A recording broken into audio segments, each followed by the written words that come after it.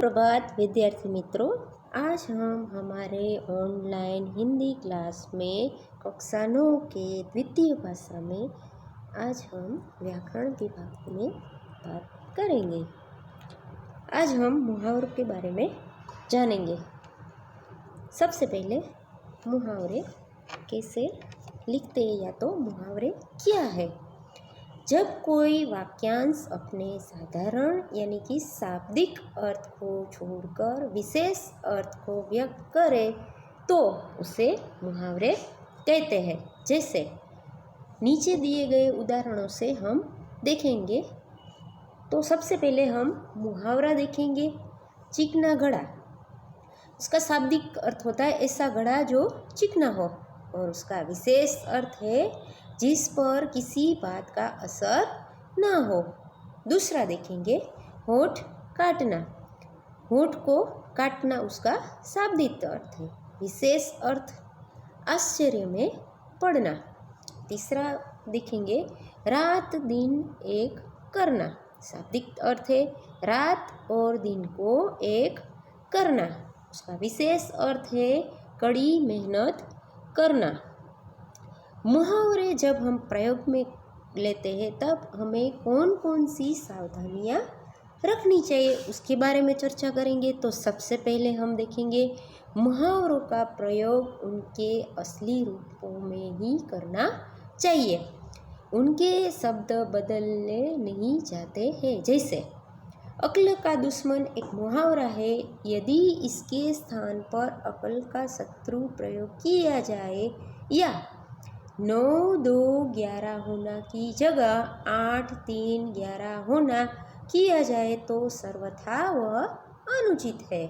दूसरा देखेंगे मुहावरे वाक्यों में ही शोभते हैं, अलग नहीं। जैसे यदि कहे कान काटना तो इसका कोई अर्थ व्यंजित नहीं होता, किंतु यदि ऐसा कहा जाए वह छोटा बच्चा तो बड़े बड़ों के कान काटता है तो वाक्य में अद्भुत लाक्षणिकता, लालित्य और प्रवाह स्वतः आ जाते हैं।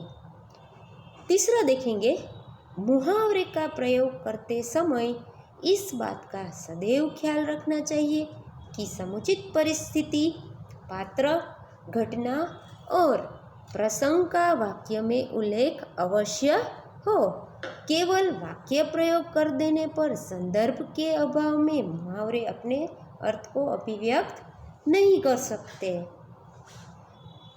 तो उसके बारे में जानेंगे। जैसे 9 2 11 होना यानी कि भाग जाना। इस मुहावरे का वाक्य प्रयोग और स्पष्टता समझिएंगे।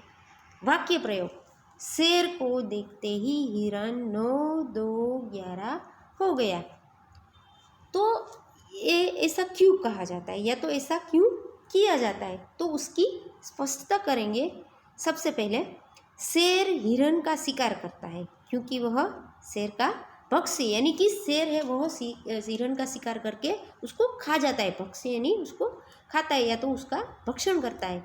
कोई जीव जानबूझकर मरना नहीं चाहता, अतः शेर को देखकर हिरन अपनी जान बचाने के लिए भागेगा ही।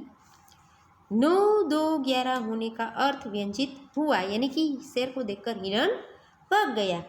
यदि सीधा ऐसा वाक्य बनाया जाए हिरन 9 2 11 हो गया तो मुहावरे का अर्थ बिल्कुल स्पष्ट नहीं हो पाएगा।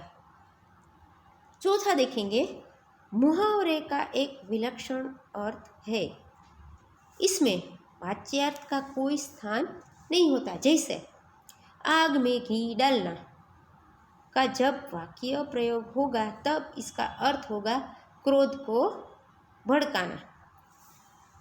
पांचवा देखेंगे मुहावरे के वाक्य प्रयोग अलग अलग रूप से हो सकते हैं, यानी कोई एक मुहावरा होता है तो उसको अलग अलग वाक्य में हम उसको प्रयोग कर सकते हैं। तो उसका एक उदाहरण हम यहाँ पर देखते हैं।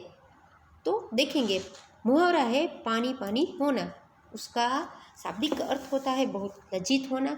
अब हम अलग अलग वाक्यों में उसका प्रयोग देखेंगे तो हम उसका अलग अलग वाक्यों में कैसे प्रयोग करेंगे। नंबर 1, इसमें पानी पानी होने की क्या ज़रूरत है, इस उम्र में ऐसी गलतियाँ हो ही जाती है। दूसरा देखेंगे, तुम कुछ भी कहो वह आज सबके सामने उन्हें पानी करके छोड़ेगा। तीसरा देखेंगे, बात में ज़रूर दम है तभी तो वह व्यक्ति आज मेरे सामने पानी है। चौथा देखेंगे, भरी सभा में पोल खुल जाने से मुखिया जी पानी हो गए। तो यह एक मुहावरा था, पानी होना। उसका शाब्दिक अर्थ था बहुत लज्जित होना, और उसको हमने कई अलग अलग प्रकार के वाक्य बनाकर प्रयोग किए। तो आज हम मुहावरे जो हमने सीखे हैं, या तो मुहावरे के बारे में जो हमने जानकारी प्राप्त की है, उसको लेकर या तो उसके अभ्यास के बाद हम कुछ स्वाध्याय के वाक्य आपको दे रहे हैं, मुहावरे दे रहे हैं, जिसको आपको अपनी हिंदी की नोट में स्वाध्याय के रूप में लिखना है। सबसे पहले आप मुहावरे का अर्थ लिखेंगे, उसके बाद आप मुहावरे लिखते समय कौन कौन सी बातें ध्यान में रखनी है वह भी लिखेंगे, और उसके बाद ये जो स्वाध्याय के वाक्य हमने आपको दिए हैं, जैसे अट जाना यानी कि उसका शाब्दिक अर्थ है किसी बात को मनवाने की जिद करना। तो ऐसे अलग अलग हमने आपको मुहावरे दिए हैं, जिसको आपको अपनी हिंदी की नोट में व्याकरण विभाग में पहले टॉपिक में मुहावरे के अंदर लिखना है। ठीक है बच्चों, आभार।